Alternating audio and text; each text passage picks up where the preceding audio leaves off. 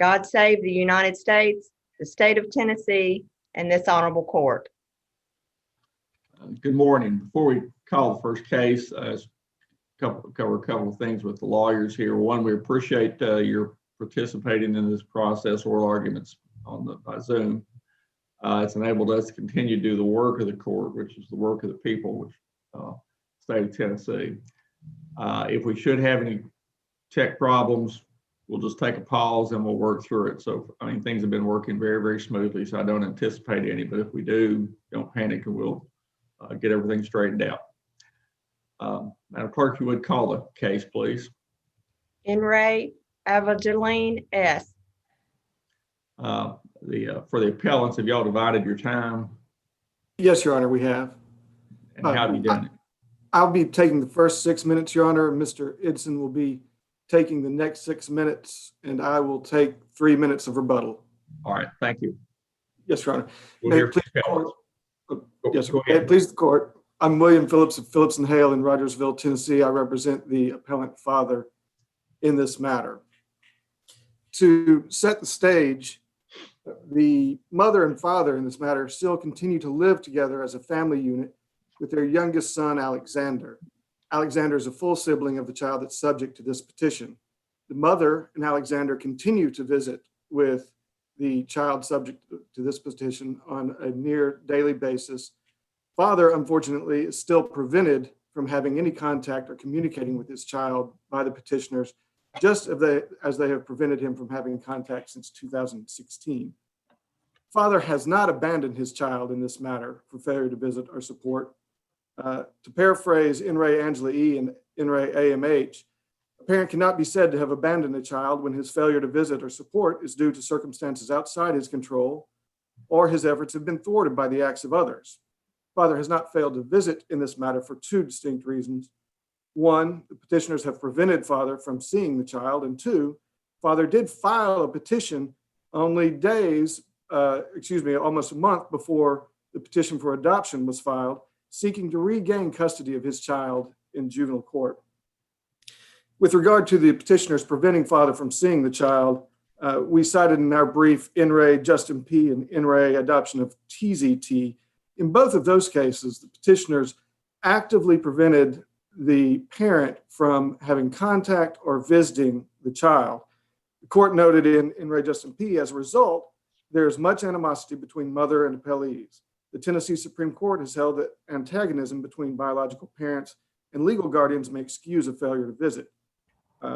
Likewise, in TZT, the court noted that we find that the animosity between grandparents and father and the interference with father's access to his daughter are sufficient to support the trial court's finding that willfulness was not established by clear and convincing evidence. Now, of course, the lack of willfulness is now an affirmative defense, but it's still plainly made by the facts in this case. The facts here are much worse than In re Justin P. and TZT. It was undisputed testimony that the father was not allowed on the grandparents' property, that the mother was not even allowed to say the father's name in the presence of the grandparents or in the presence of the child. The father was denied access to his child by the grandparents. The father was not allowed to speak to the child on the telephone, and he wasn't even allowed to listen to his child speak to the mother on the telephone. If the grandmother found out that the father was listening to the mother's conversation with the child, she would end the conversation with the child. In fact, that same grandparent took the phone away from the child once when she happened to see her father's face on the screen.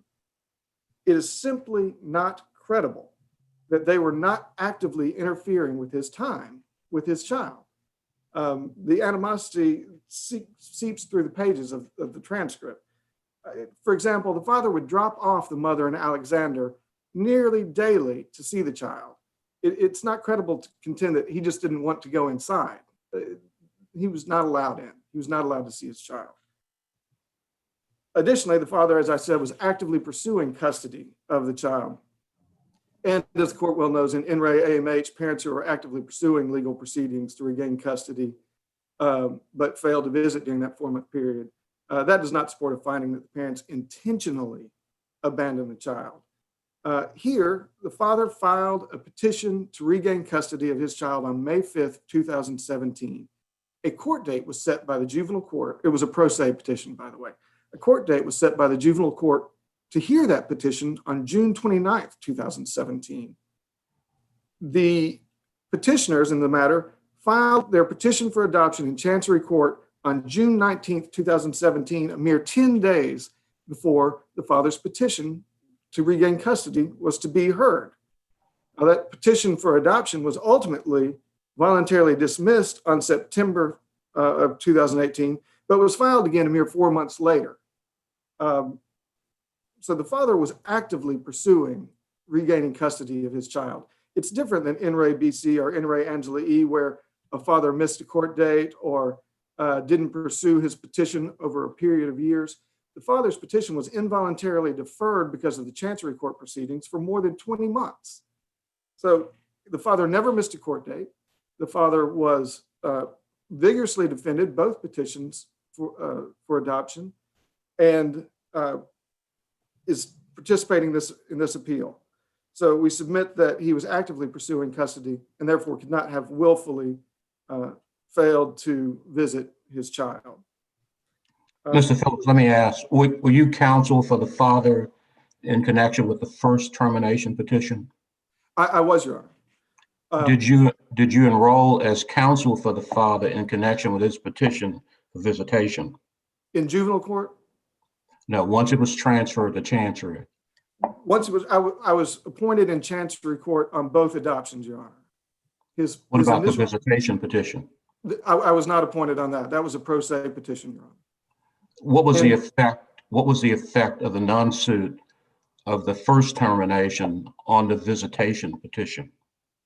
That, according to the father, he filed his petition pro se. It was initially set by the juvenile court sua sponte. The juvenile court set that because he had filed it pro se.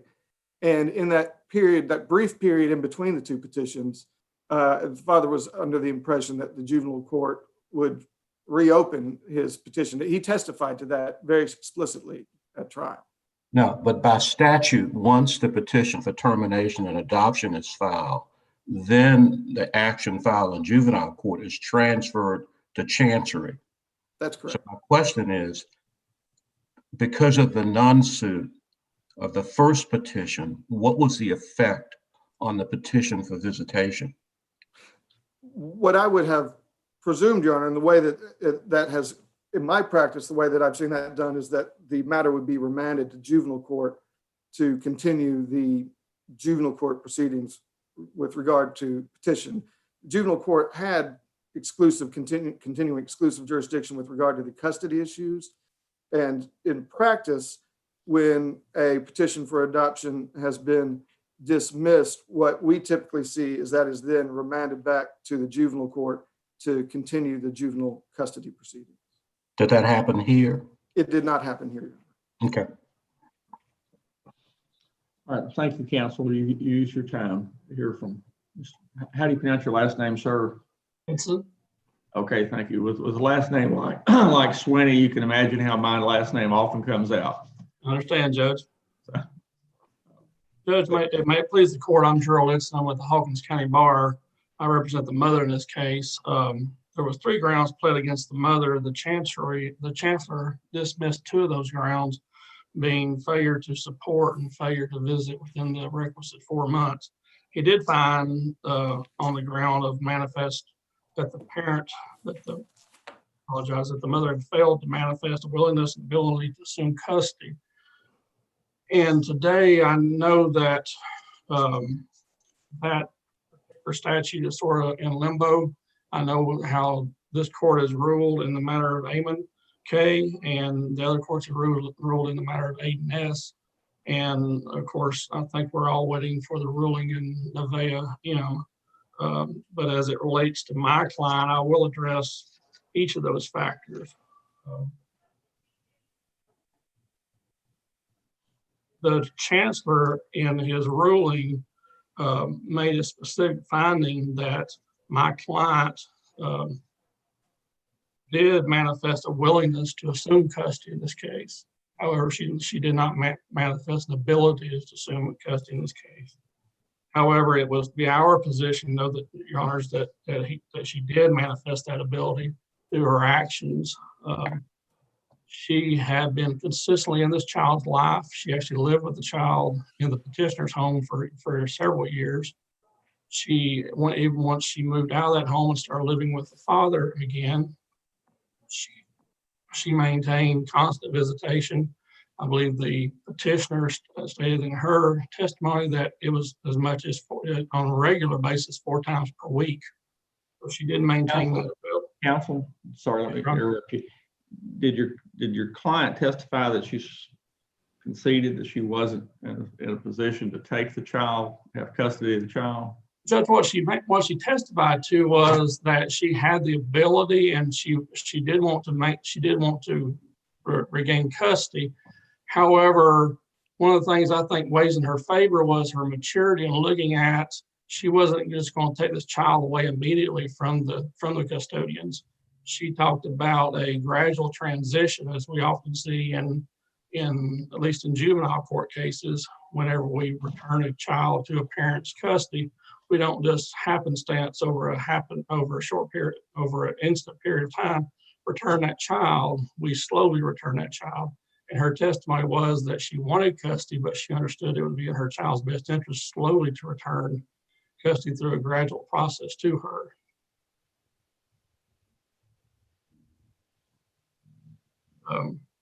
But several other things, Judge, to show her manifest ability, that she did manifest an ability to assume custody.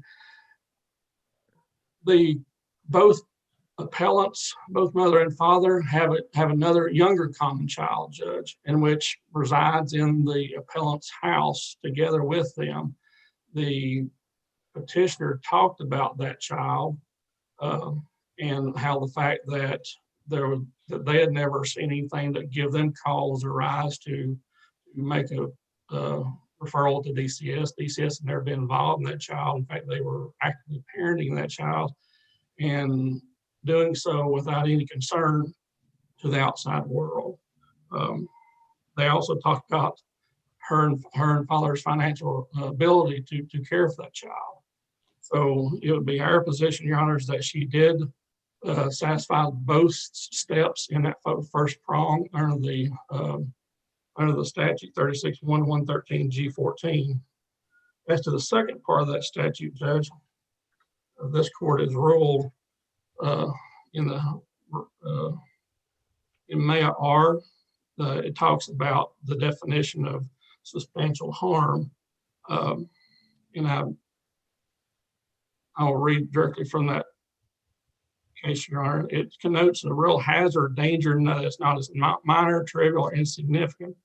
Second, indicates the harm must be more than a theoretical possibility. While the harm needs not be inevitable, it may be sufficiently probable to promote a reasonable person to believe that harm will occur more likely than not. And we do not believe that the facts supported any finding to that effect. For that reason, judges, we do not believe, or I do not believe, that that the ground there was clear and convincing evidence to prove the ground. But assuming Your Honors disagree with me, the court then found that it was in the child's best interest to terminate the parental rights of the mother. The court went through all 9 factors. The court did fail to make some specific findings of fact in some of those 9 factors. However, there are some things that the court, in its findings of fact, did not match up with the facts in the case. The court did find that it was in the mother's favor that the factor number 3, there'd been regular visitation or contact with the child. And the court went on to find that there was a meaningful relationship between the mother and the child. Then in the adverse, some of the things that the chancellor found were that we would disagree with.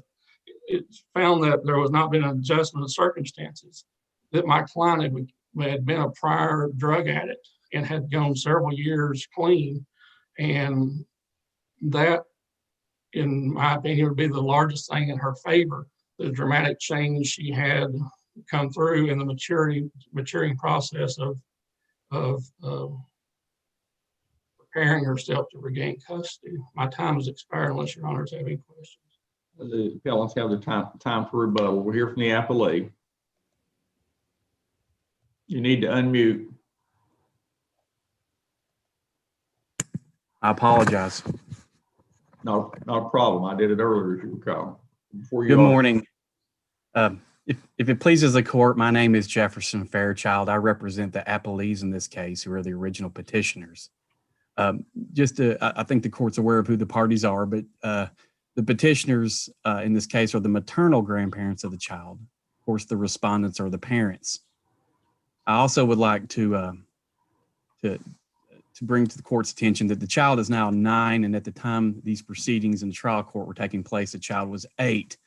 I think it's also important to note that from the testimony of the parties, and I don't believe it's disputed, is that the child has been in the physical and legal custody of the appellees since the child was approximately 10 months of age, definitely before the child was even 1 year of age, and has remained in the appellee's custody ever since. Petitioners filed their petition to terminate parental rights, and as grounds for their petition for termination of parental rights, they allege that both parents had abandoned the minor child by failure to visit and by failure to support or failure to make reasonable payments towards the support of the child for 4 months preceding the filing of the petition that was filed in February of 2019. Petitioners also allege grounds for termination on the basis that both parents had failed to manifest by act or omission an ability and willingness to personally assume legal and physical custody or financial responsibility of the child. And part 2 of that, but placing the child in the parent's legal and physical custody would pose a risk of substantial harm to the physical or psychological well-being of the child. The trial took place December 17th of 2019. The court took the case under advisement, and then we had a hearing via teleconference on January 13th, in which the court gave us its findings and conclusions in order. The court, in giving its ruling, addressed each ground for termination separately, and also separately as to each parent. The court found by clear and convincing evidence that the father had abandoned the child, both by his willful failure to visit during the relevant 4-month period of time, and also failure to support the child during that relevant 4-month period of time. Mr. Fairchild, let me Yes, ma'am. interrupt you for a minute. Yes, ma'am. The record seems pretty clear in this case that your clients, the grandparents, simply did not allow the father to have any contact with the child. That seems to be fairly undisputed. I think your clients admitted that at trial, and I don't see where the trial court really addressed that specific issue in his order. But assuming those facts to be correct, and I think they're pretty well established, how can there then be a finding that the father willfully failed to visit and failed to support? Yes, Your Honor. I believe, looking through the trial transcript, I agree, one, with your assessment and your position of why that would be an issue, or that it is an issue. I think, though, if you look at the testimony of the petitioner grandmother, she was the one that primarily would have contact with the father, and that's why I'm mentioning her. And she testified that that father would go long periods of time without visitation or communication or attempt to communicate, but then during spurts or times when he would ask, she would tell him that he would need to follow the juvenile court's order in regards to his visitation. There were certain action steps that he was to take and to complete, such as an alcohol and drug assessment, and such as taking a hair follicle test, which were ordered on more than one occasion, and which he never completed and did. So that would be her response to him: is, if you want visitation, then you need to go do what the juvenile court had ordered you to do to get the visitation, and that would be to have the assessment done and the hair follicle done. But as to failure to support, which is the second part of abandonment, or the second way of getting to abandonment, I don't think his failure to visit, whether it was willful or not, it has nothing to, I don't believe it weighs in on his lack of paying support of any kind, for several years. And I know the court only looks at that 4-month period, but if you, I think through the testimony of the parties and even the father's admission that there was no support paid, definitely during the 4-month period of time, but definitely there was no, or there was no support paid from, I think, sometime in 2012 all the way up to these proceedings. I don't know if that answers your question, but I hope it does. Let me ask you, Mr. Fairchild. Yes, Your The Honor. juvenile court proceedings in 2012 and 2013, was Mr. Starks even a party to that proceeding? It's unclear. I think he was, but I don't know if he was represented. I wasn't involved. As a kind of a deflecting from answering your question, I'll tell you that I wasn't involved in the juvenile court proceedings at all. So I really can't tell you if he was a part of it too. It does mention him in the order, and it does require him to do certain things in the orders, but I do not know if he was actually an active participant in that proceeding or not. I believe in one of the orders, though, he did stipulate to dependency and neglect, and did stipulate for the grandparents to have custody. If I'm wrong on that, I apologize. I'm sure Mr. Phillips or Mr. Idson will correct me on that, but it's my understanding that he did stipulate or acquiesce to that. Well, looking at the orders dating back to 2012 and 13, I don't show a certificate of service showing that Mr. Starks was served with a copy of those orders. I wouldn't disagree with that. I would point out that he did file a petition, which has been made a deal today as far as been addressed today. He did file a petition for return of custody, so he had to know, I'm assuming he had to know that the proceedings had taken place, and that he felt it necessary to go file a pro se petition for return of custody 5 years after he lost the custody. So I understand that there might not have been a certificate of service. Again, not trying to deflect or make an excuse, but I wasn't involved in those proceedings, so I don't know exactly what had happened or what had not happened. Reviewing his testimony at trial, he indicated that he wasn't aware, and also that he lived in Missouri at the time of that proceeding. I'm not sure how he could be a party to it. And looking at the orders, he's never served with copies. There's no indication that he was represented by counsel at that time. But you didn't represent them at that time, so you don't have much information about it.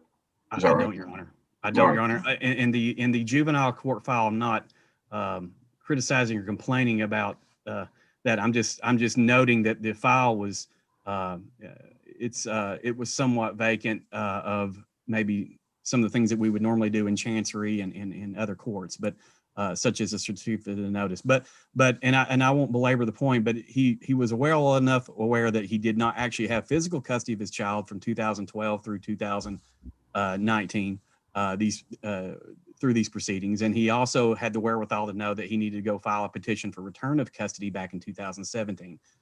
Again, that may not fully answer or satisfy your concerns, Your Honor, but that's would be the best response I could give you. All right, let me ask you the same question I asked Mr. Phillips. What was the effect on his petition for visitation after you non-suited the first termination petition? In my experience, and that means once the case was non-suited, the original petition to terminate was non-suited. In my experience, that means the case that particular petition would return back to juvenile court for adjudication, and that never occurred. I don't think it's. I hope that answers your question. I don't think that alleviates the fact that the fact that the father had filed a petition. I don't think that gives him an absolute defense to this termination.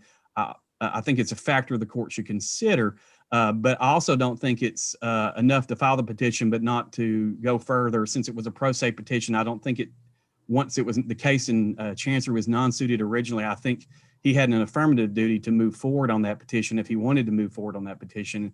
And it's my understanding that for whatever reason, he did not. And then in addition to that, he did not begin making support payments.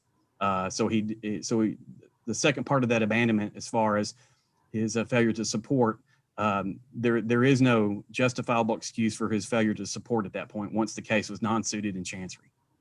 All right, you were counsel for the Smith in that first termination and adoption petition, Yes, Your Honor, I sure was. and then shortly after non-suiting it, you refiled. Is that right? We filed a little over 4 months later. Yes, Your Honor. And the reason for the non-suit? I can't tell you exactly, and I don't want to. I don't want to be accused of attempting to poison the well, as we say, by giving you my assumptions. But I don't know. I just know that was that's what my clients, I think, in conversations with the daughter, the respondent daughter, I think that's what they felt best at that time to do. And then, Okay. Of course, they filed I think, a little over 4 months later. I hope I answered your question on that. You did. Thank you. I'll move quickly forward. The court, of course, the court found by clear and convincing evidence as to abandonment on father on both failure to visit, failure to support, but also as the third ground, the court found clear and convincing evidence that the father had failed to manifest by act or omission the ability and willingness to personally assume legal and physical custody or financial responsibility of the child. And then, of course, part two of that would be the psychological or physical harm it could pose, the risk it could pose on the child. The court found clear and convincing evidence as to all three grounds against father. Again, and I'll step back into the shallow waters on the petition to return custody. I'll step back in quickly and step back out unless you have more questions for me. But I believe the court clearly found that although father had filed that petition, it's not necessarily a defense. It could be a factor that the court would consider. And I believe that's what courts typically do. They consider that as a factor, but it's not an absolute defense or a defense to, okay, I filed this, now you don't have grounds for termination on me for abandonment. So anyway, and then going to mother, like I said, the court addressed each one of these grounds separately, but also separately to the parties. The court did not find clear and convincing evidence that mother had abandoned the child either by supporting or by failure to visit. I think it's undisputed. My client, the grandmother, my client, grandmother and grandfather acknowledged that the mother would typically on an average week drop by 3 or 4 times a week for 3 or 4 hours at a time and had always done that. And also agreed or admitted or stipulated that mother did suffer from lupus and had past issues with drug abuse and dependency. And for that, she did not work. She'd had a recent surgery, I think, during that and was recovering during that relevant 4-month period of time. And for that reason, she did not willfully not support the child and did not support the child. And they agreed with that. So I understand why the court did not find clear and convincing evidence that the mother had abandoned, but the court did find clear and convincing evidence that the mother had failed by act or omission and ability and willingness to personally assume legal and physical custody or financial responsibility of the child. And then part two of that, and further found that placing the child in the parents. Counsel, before we go to part two, let me ask you, what's your response to their argument that now mother didn't say that she didn't have the ability to take custody of the child. She just was testifying that for the child's best interest, it probably worked best that that there was a slower transfer, as I understand the argument. Well, I think the court captured it correctly. I mean, taking all the testimony of the parties and definitely the testimony of the mother. And the court says on page 6 of the transcript of the court's findings, court says, after due deliberation, I think the mother admitted everything that's required to prove that ground. We're speaking of this ground here, the failure by act or omission. She freely admitted that she's not really to a place where she can take the child back immediately. And I think what he was referencing there was the fact that she in her testimony had discussed her health issues and her failure to have, I mean, she hadn't worked in years due to various reasons. And so she wasn't really in a place to take the child back immediately. And he said, the judge goes on to say, she really just does not have, I think by clear and convincing evidence, the ability to personally assume legal and physical custody or financial responsibility of the child. He further says she can barely take care of herself. I think the proof shows a lot of this is based on her own admission. So I think, as I said, I think the court captured that. I think he captured that correctly from her testimony, is that she just presently at the time of the trial, she did not have the ability to take back. She had the willingness. The court did say that. The court says, I do see that she has a willingness. But he says she may have the willingness, but there's an and between those two words, between the ability and willingness. And he felt like she had the willingness to take the child back, but did not have the ability.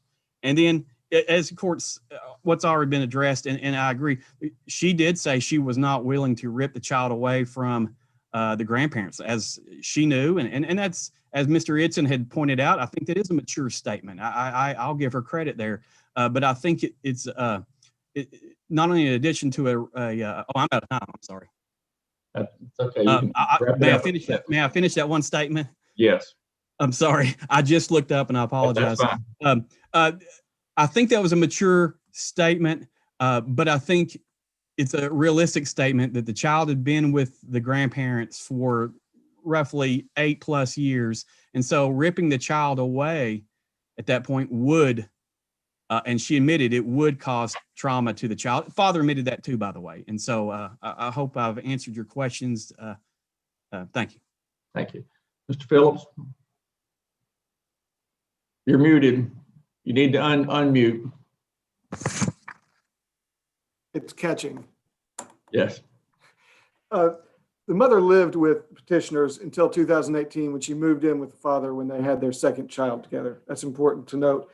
Also, the father did not admit that he did not pay support. The father adamantly testified that he paid support and provided the court evidence that he paid support. I think the petitioner's response to that is we didn't receive it, is akin to their response that the petitioners testified that the father didn't visit because he didn't ask for visitation. That's preposterous. Well, he might not have asked for visitation because he wasn't allowed to talk to them because they threatened him with being charged criminally. I submit the same's true with the payments for support. They can say they didn't receive them if they just put them in the trash when they come in the mail. Well, how did the father say he sent the support payments? On the second round, he wrote a check and put it in the mail. Prior to that, he did wire-to-wire transfers from Walmart to Walmart when the petitioners lived in Goodlettsville. To who? When they lived in Goodlettsville, to the mother. That was before the operable 4-month period. But during the 4-month period, throughout that entire period, there's evidence of checks being written to petitioners. To the petitioners and delivered to the petitioners? Via mail, Your Honor. By mail, not by Yes, mother? Not by mother, by mail. The mother testified that they wouldn't accept any payments from father. They repeatedly reject payments from father. Additionally, I think that because the father was actively pursuing his petition to regain custody, that also implies that he was actively seeking to regain financial responsibility. Did the trial court make a credibility finding though about his attempts at payment during the 4-month period? Yes, Your Honor. It mentioned in passing that it didn't find it to be very credible, but it also made some other odd claims that they felt the petitioners or the father's filing of his petition was, I can't, pretentious or something. It had no basis in fact, and I think the vast weight of the evidence would weigh against the trial court's conclusion on that. I don't think the trial court's conclusion should be insulated from review simply because it makes a finding of credibility when the vast weight of the evidence is contrary to that. One point I would like to make, or there are many points I'd like to make, but in my last few seconds, with regard to the best interest, and I think this goes to ability and willingness as well, mother and father have the child Alexander together. If we're looking at the best interest of Avagaline here, going forward, that child will be allowed to see mother and its sibling, but won't be allowed to participate with mother, sibling, and father who are a cohesive family unit. That's what we've got. That's going to be devastating for the child as this child gets older. All right, thanks to counsel for both sides. We appreciate your briefs and your arguments on this. You would recess court till 10 o'clock. This Thank court you. is in recess until 10 a.m.